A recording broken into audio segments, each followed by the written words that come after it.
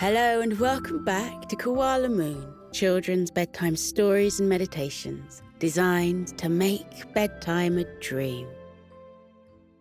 Settle down and fill your minds with visions of snowflakes, glowing warm fireplaces, gift-stuffed stockings, and a wonderfully golden, ornate sleigh. This is Father Christmas by Gillian Rogerson.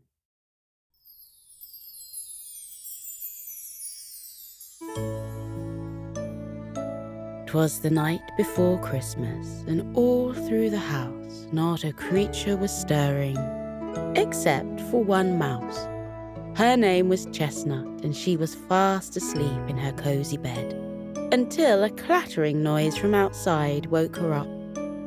She left her bed and went into her mother's room. The clattering noise filled the air again, and her mother stirred from her slumber. She opened her eyes and looked at Chestnut. She asked what the noise was. Chestnut shrugged and said she didn't know, but it was coming from outside. Her mother got out of bed and walked over to the window. She pulled back the curtain and looked out. Her eyes widened in surprise, and she said, "Chestnut, come over here and look at this. Tell me what you can see." The little mouse joined her mother at the window.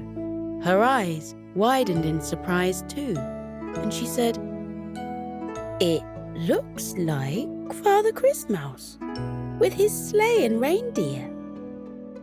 Her mother nodded. "I'm glad you can see them too. I thought my eyes were playing a Christmas trick on me for a moment." Chestnut peered closer through the window. She asked, "What's he doing outside our house? Isn't he supposed to be flying through the sky and delivering presents to everyone?" The two mice watched Father Christmas as he walked round and round his sleigh. He stopped now and again to take off his red hat and scratch his head. Chestnut's mother said, "I think there's something wrong with his sleigh. It could be broken. We should go outside and ask if everything is okay. Get your coat and boots on, Chestnut. It's cold out there." Chestnut dashed away to get her coat from the hallway. She grabbed her mother's too, along with their boots, and swiftly returned to the bedroom. Her mother was still looking out of the window. When she saw Chestnut, she said, "Yes, his sleigh is definitely broken. He keeps prodding the buttons on the control panel. They make a clattering noise for a few seconds and then stop. He keeps looking under the sleigh too." The mice put on their coats and boots and left the house. They padded through the thick snow over to Father Christmas and stood next to him. He didn't notice them because he was mumbling to himself and talking about how he just didn't understand it. Chestnut's mother let out a polite cough and said, "Excuse us, we don't mean to bother you, but are you having trouble with your sleigh?" Father Christmas stared at the mice. "Oh, hello. I didn't see you there. Yes, I am having trouble with my sleigh. It won't take off. It's been fine for the first part of my evening, but now," he shrugged, "now it just won't lift off. This has never happened before, and I've checked everything I can think of, but nothing has worked. I don't know what I'm going to do. I've still got many presents to deliver." He sighed, and his breath turned into a whirling wisp of air in front of him. Chestnut smiled shyly at Father Christmas and said, "My mother will be able to fix it. She can fix anything, can't you, Mum? You fix the washing machine, the shower, and the tumble dryer. Oh, and my radio." Chestnut's mum smiled and waved her paw in the air as though fixing all those things was nothing at all. Father Christmas gave Chestnut's mother a hopeful smile and asked if she could possibly look at his sleigh. Chestnut's mother said, "I've never repaired a sleigh before, but I can take a look. Chestnut, would you fetch my toolbox, please?" Chestnut grinned and ran back into the house. Father Christmas smiled at Chestnut's mother and said, "I remember delivering a toy tool set to you when you were a child. Your name is Morag, isn't it?" Morag nodded and smiled at the memory of receiving her first tool set. She told Father Christmas that she loved fixing things and building things too. She had plans to build her own house one day. Father Christmas said he was certain that would happen. A soft smile alighted on Morag's face, and she gazed into the distance, lost in thoughts about her building dreams. Chestnut returned with her mother's toolbox held firmly in her paw. Morag noticed her daughter and took the toolbox from her. "Thank you, Chestnut." She turned to Father Christmas and asked if she could examine the sleigh and if he could tell her how it normally operated. Father Christmas showed Morag the control panel. There were 2 buttons on it. One was labelled up and the other one was labelled down. Morag scratched her head, opened her toolbox and took out a spanner, a hammer, and a pair of pliers. She got into the sleigh and sat on the padded seat in front of the control panel. There was a determined look on her face. Father Christmas and Chestnut left her to it. They walked over to the reindeer who were waiting patiently for the sleigh to move again. Father Christmas introduced them to the young mouse, and from within his pockets he produced a handful of carrots. He gave them to Chestnut and asked her to feed the reindeer. Chestnut walked around the beautiful animals and gave each one a crunchy carrot. The reindeer nibbled on the delicious vegetable and smiled their thanks at Chestnut. She smiled back at them. A few moments later, her mother declared, "Aha! There's a loose wire here. I'll have that sorted out in a jiffy." Chestnut didn't know how long a jiffy was, but it wasn't very long because her mother soon told Father Christmas that the sleigh had been fixed. "Hopefully," her mother added with a small smile. "Do you want to test the up button and we'll see what happens?" Father Christmas got into the sleigh and sat on the padded seat next to Morag and pressed the up button. With a low rumble, the sleigh fired up and rose slightly off the ground. Father Christmas grinned at Morag and gave her a thumbs up. The reindeer let out a kind of honking noise, which Chestnut assumed was a cheer. Morag said, "Well, we'll let you get on. It was lovely to meet you, Father Christmas. Have a wonderful evening." Father Christmas said, "Wait a moment, please. Chestnut, Morag, would you like to come with me as I deliver the rest of the presents? It won't take long, and if you want to return home at any time, just let me know." Chestnut clasped her paws together eagerly and gave her mother a long, hopeful look. Morag said to Father Christmas, "That's very kind of you, but we don't want to be a bother." Father Christmas said they wouldn't be a bother at all, and he would love to have their company. "Also," he added with a pointed look at the control panel. "I could do with you by my side, in case my sleigh breaks down again." Morag glanced at her daughter, who was still giving her a hopeful stare, and said, "Okay, yes, we would love that. Thank you." Morag put her tools back in the box and then stowed it under the seat in case it was needed again. Chestnut leapt onto the hovering sleigh and snuggled down next to her mother. She grinned up at her. Her mother grinned back and put her arm around her daughter.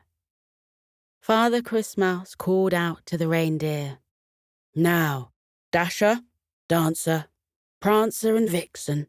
Now, Comet, Cupid, Donner and Blitzen. Off we go."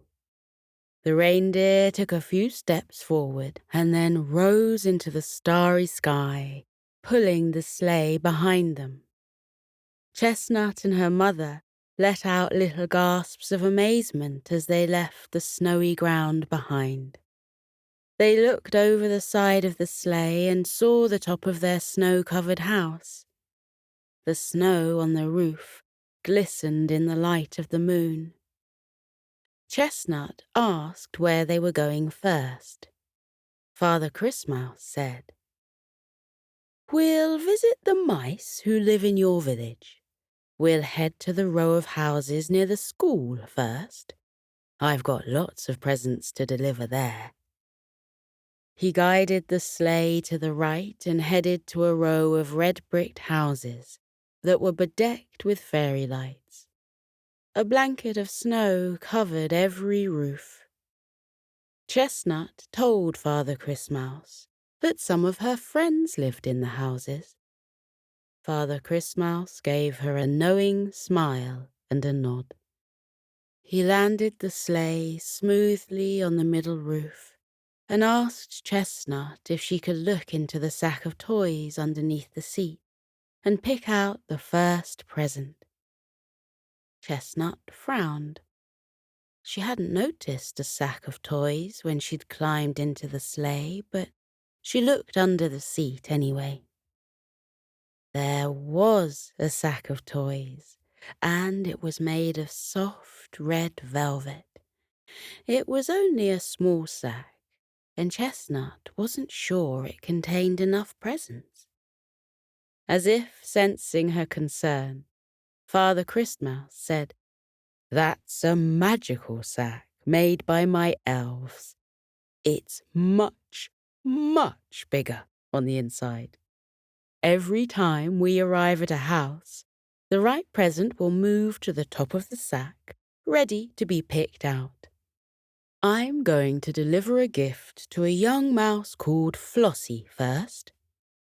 Chestnut, can you reach into the sack and see what you pull out?" Chestnut reached into the sack, and her paw alighted on a box. She pulled it out. It was wrapped in gold paper and tied with a red ribbon. The gift tag attached to the gift confirmed it was for Flossie. Chestnut smiled and told Father Christmas that Flossie was one of her school friends, and her favorite colors were red and gold. Once again, Father Christmas gave her a knowing smile and a nod.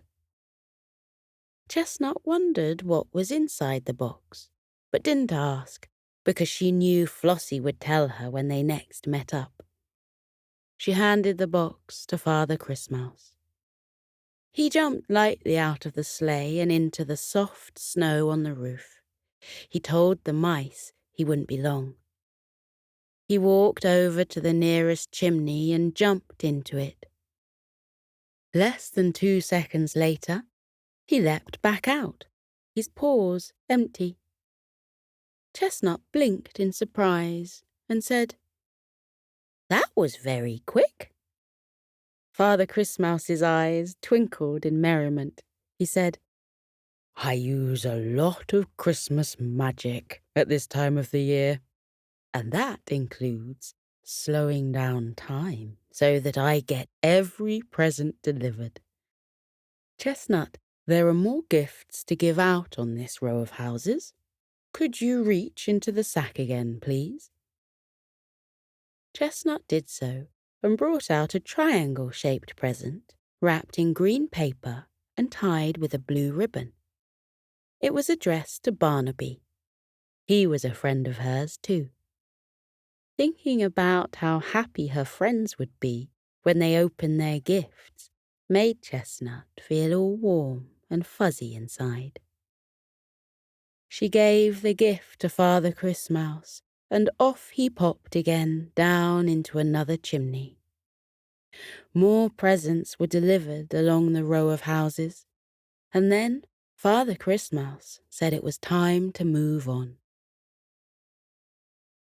They flew around the village and visited cozy cottages, tall detached houses, and a hotel on the hill where several families were staying for the festive season.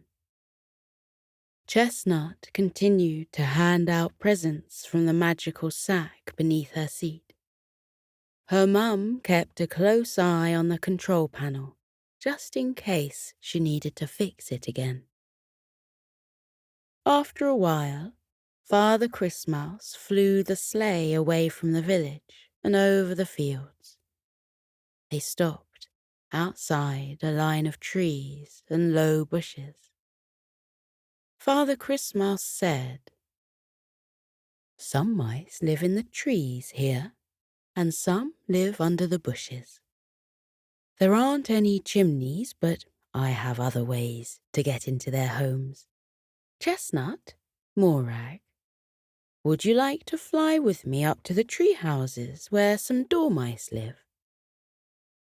It was an offer Chestnut and her mother couldn't refuse. They asked if they would fly up to the tree houses in the sleigh.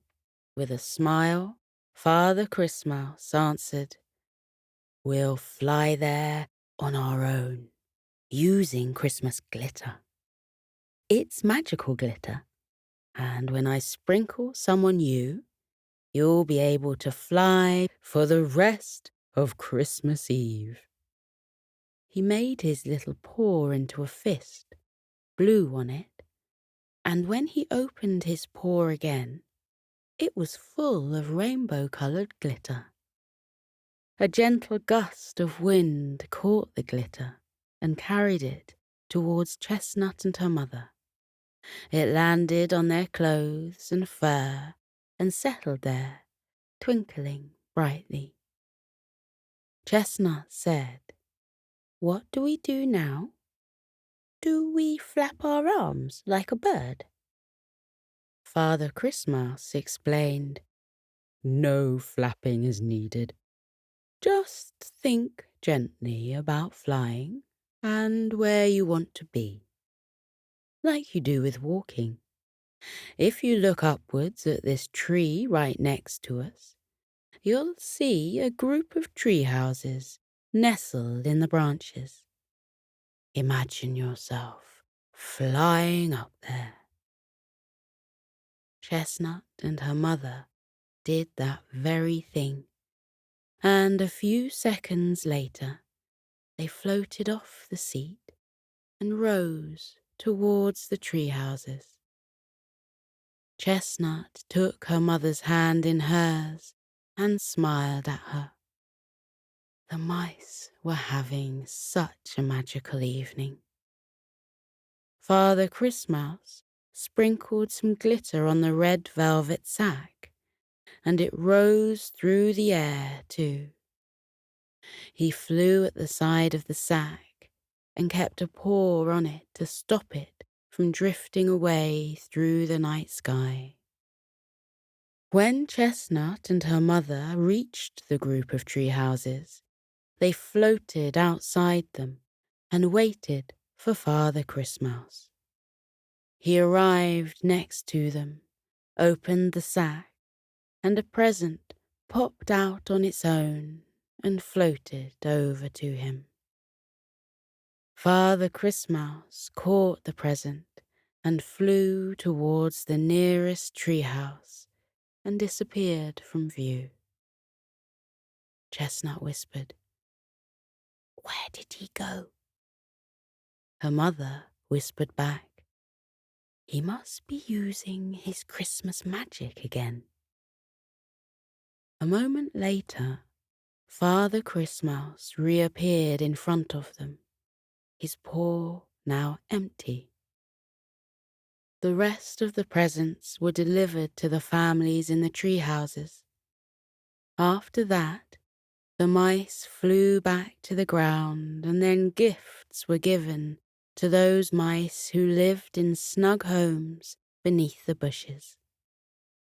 Once all the presents had been delivered, Chestnut and her mother joined Father Christmas in the sleigh again. Are you still okay to help me? He asked the mice next to him. Chestnut waited for her mother to speak and was very relieved when she said, We'd love to continue helping you. We're having a wonderful time, aren't we, Chestnut? Chestnut nodded 6 times and then added another nod to make sure Father Christmas knew she wanted to keep helping him. The sleigh flew on through the starry night and over the snowy ground. They stopped at a couple of burrows in fields where families of field mice lived. The entrance to the burrows was lit up with small lanterns and strings of twinkling fairy lights. They stopped at the side of a river, and Father Christmas delivered presents to mice who lived on the riverbanks and to families who lived on the boats that were tied up near a stone bridge. Chestnut and her mother had never seen a riverboat home before, so Father Christmas used some of his magic on them, and they all popped inside one of the homes together. Chestnut and her mother were amazed at how neat and tidy the home was, and how cozy too. After that, the 3 mice flew towards the snow-capped mountains and delivered presents to mountain mice who lived in log cabins and ski lodges. They went over a moonlit desert where mice lived in tents of all shapes and sizes. Later on, as they flew over a forest, Chestnut began to feel a little tired and did her best to cover up her yawn. After delivering the presents to the mice in the forest, Father Christmas flew the sleigh towards the sea. He landed the sleigh on a sandy beach and left gifts to mice who lived in huts made out of straw. They stopped at some fancy hotels along the beach for more deliveries, and then at a lighthouse which was perched on a cliff. Just like the riverboat home, Chestnut and her mother had never been inside a lighthouse before, so Father Christmas used his magic again, and inside the lighthouse the curious mice went. They decided it was a beautiful place to live, and the view of the sea was a very soothing one. The relaxing sound of the waves washing upon the rocks below them made Chestnut yawn again. They left the lighthouse behind, and Father Christmas guided the sleigh over the dark sea and towards a cruise ship that was covered in twinkling lights. The reflected lights danced around the waves and surrounded the ship in a glowing halo of rainbow lights. Chestnut had never heard about a cruise ship before, let alone seen one. She was amazed when she saw the huge swimming pool in the middle of the deck and the winding slide that led into it. Father Christmas expertly landed the sleigh on the deck, and using his magic again, he made presents fly out of the sack and towards the various rooms where sleeping mice lay. Thinking about the sleeping mice made Chestnut yawn 3 times in a row. Her mother noticed and chuckled lightly. She told Father Christmas it was time they headed home. Perfect timing, he said, because this was my very last visit of the night. Morag, would you like to take the reins of the sleigh and fly us home? The reindeer know which way to go. Chestnut's mother was too delighted to speak and could only nod in reply. The 3 mice got back into the sleigh, and Morag took the reins in her paws. The huge smile on her mother's face made Chestnut feel all warm and fuzzy inside again. Morag softly called out the names of the reindeer. The sleigh rose smoothly from the ship and headed back towards the mice's home. Over the dark sea and the sandy beach they flew. Over the forest and the moonlit desert, and the snow-capped mountains and the riverboat homes. Across fields and bushes, and towards the familiar sight of their village. Morag landed the sleigh outside their cozy home. She made a final check of the controls and said everything was still in working order. Chestnut was so tired that she could barely keep her eyes open. Her mother helped her off the sleigh and carried the little mouse in her arms. They thanked Father Christmas for taking them on a magical adventure. He thanked them for helping him and said that having them at his side had made it a very magical Christmas Eve indeed. The reindeer smiled at Morag and Chestnut and nodded goodbye. The sleigh rose from the snowy ground and began to fly away. Father Christmas gave them a final wave goodbye. Morag took Chestnut into their home. There were a couple of presents under the tree for them that hadn't been there before. Each present was wrapped in their favorite colors. Chestnut said tiredly, "How did those get there? I never saw Father Christmas coming into our house." Her mother said, "He must have used his magic again. How kind of him to leave presents for us. Come on, Chestnut. It's time for your sleep. I'm certainly ready for my sleep." Chestnut laid her head against her mother's shoulder and closed her eyes.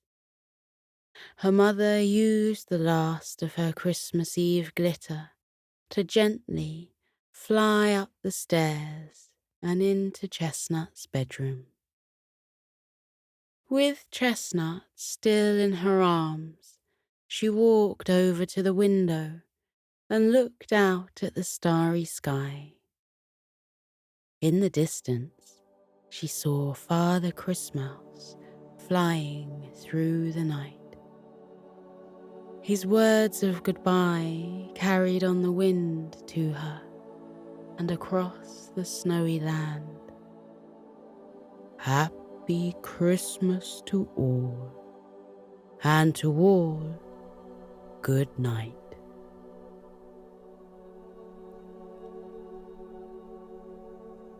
Now we're floating into a deep and peaceful sleep.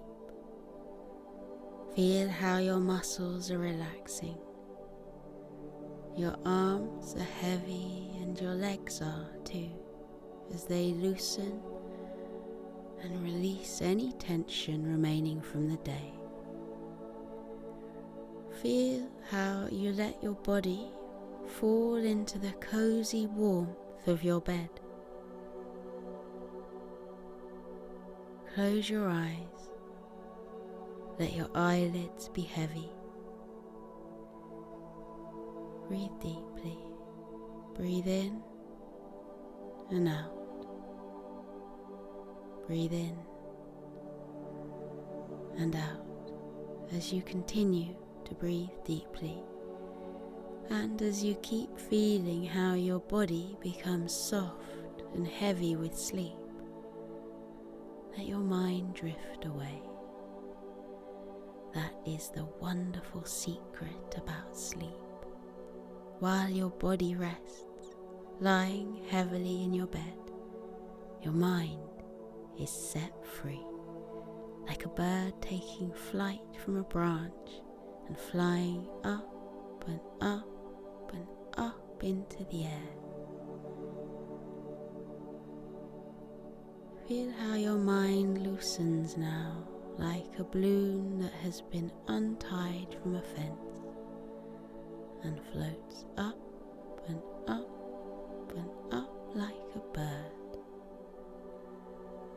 Up and up and up it floats towards the sky until it reaches up into the clouds. Imagine that you have risen up high above the world and your head has poked up through the clouds. Then spread out all around you in the silvery moonlight, white fluffy clouds that look like cotton wool or marshmallows. They look so soft and squishy you can lie back on them and roll around in them. Try it now. Lie back in the soft cradle of the clouds. Feel how they swirl and wrap around your body, holding you gently in the world of sleep. Clouds come in all shapes and sizes. Some are big and fluffy, some are slender wisps. Some look like puffy mushrooms, and others look like paintbrush strokes that have been left on the dark sky. Let your body relax. Let your mind relax too. Let your mind float off into sleep. You are peaceful. You are safe. You are being held in the cozy warmth of sleep. With your eyes closed, let your mind drift up, up, up and away.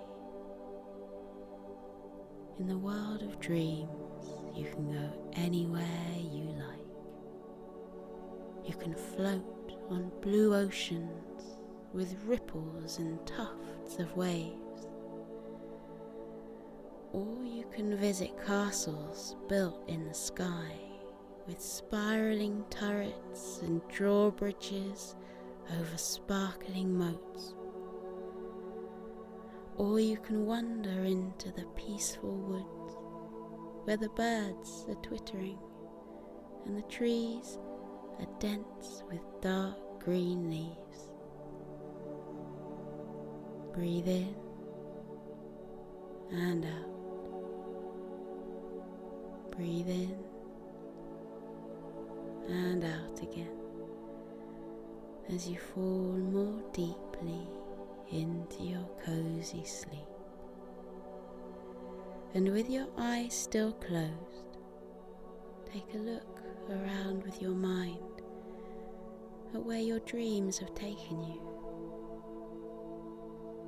When I fall asleep, I dream that I've gone to a world high up in the clouds. Sometimes the clouds are dappled silver from the moonlight. Sometimes they're soft pink and gold, reflecting the light of the twinkling stars. What form do your dreams take?